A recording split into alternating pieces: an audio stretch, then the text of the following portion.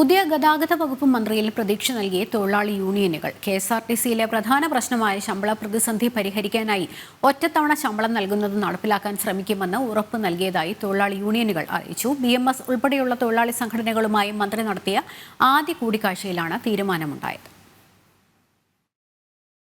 പല കാര്യങ്ങളും മുഖ്യമന്ത്രിയുടെ നേതൃത്വത്തിൽ ഇരുന്ന് തീരുമാനിച്ച കാര്യങ്ങൾ പോലും സുശീൽ ഖന്ന റിപ്പോർട്ടടക്കം പലതും നടപ്പിലാക്കിയില്ല.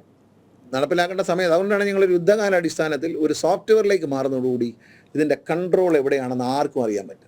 ഗതാഗത വകുപ്പിൽ സമഗ്രമായ മാറ്റം കൊണ്ടുവരിക എന്നാണ് ഇനി അങ്ങോട്ടുള്ള തീരുമാനം. KSRTCയെ സംബന്ധിച്ചിടത്തോളം ഏകീകൃതമായൊരു സംവിധാനം ഇല്ലായിരുന്നു എന്നാണ് മന്ത്രിയുടെയും വിലയിരുത്തൽ. പുതിയ മന്ത്രി KSRTCക്ക് പുതിയ പ്രതീക്ഷകൾ നൽകുന്നു. ഗഡുക്കളായിട്ടുള്ള ശമ്പള വിതരണം നിർത്തലാക്കി ഒറ്റത്തവണ ആക്കണമെന്നാണ് BMS ചർച്ചയിൽ ആവശ്യപ്പെട്ടത്.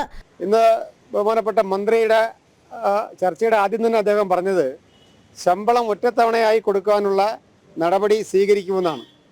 അതിനുവേണ്ടിയുള്ള ചില പദ്ധതികൾ തയ്യാറാക്കിയിട്ടുണ്ടെന്നും ഒരു 3 മാസത്തിനകം ശമ്പളം കൃത്യമായി എല്ലാ മാസവും ഒറ്റത്തവണയായി നൽകാനുള്ള നടപടി സ്വീകരിക്കുമെന്നാണ് പറയുന്നത്.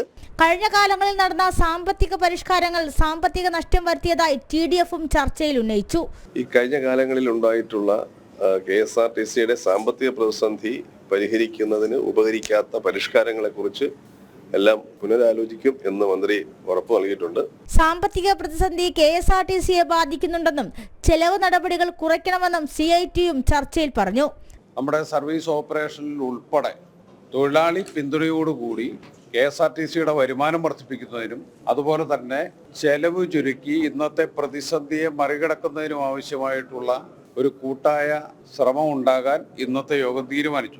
ഡബിൾ ഡെക്കർ ബസ്സുകളുടെയും സിറ്റി സർക്കുലർ ബസ്സുകളെയും ഒഴിവാക്കാനാണ് മന്ത്രിയുടെ തീരുമാനം. അക്കൗണ്ടിംഗ്, പർച്ചേസിംഗ് എല്ലാത്തിനും വ്യക്തമായ കണക്കുകൾ ഉണ്ടാകും. KSRTCക്ക് മാത്രമായി പണം അനുവദിക്കുന്നതിനായി ധനവകുപ്പ് വ്യക്തമായ മാർഗനിർദ്ദേശം ഇറക്കണമെന്ന ആശയവും മുന്നോട്ട് വയ്ക്കുന്നുണ്ട്.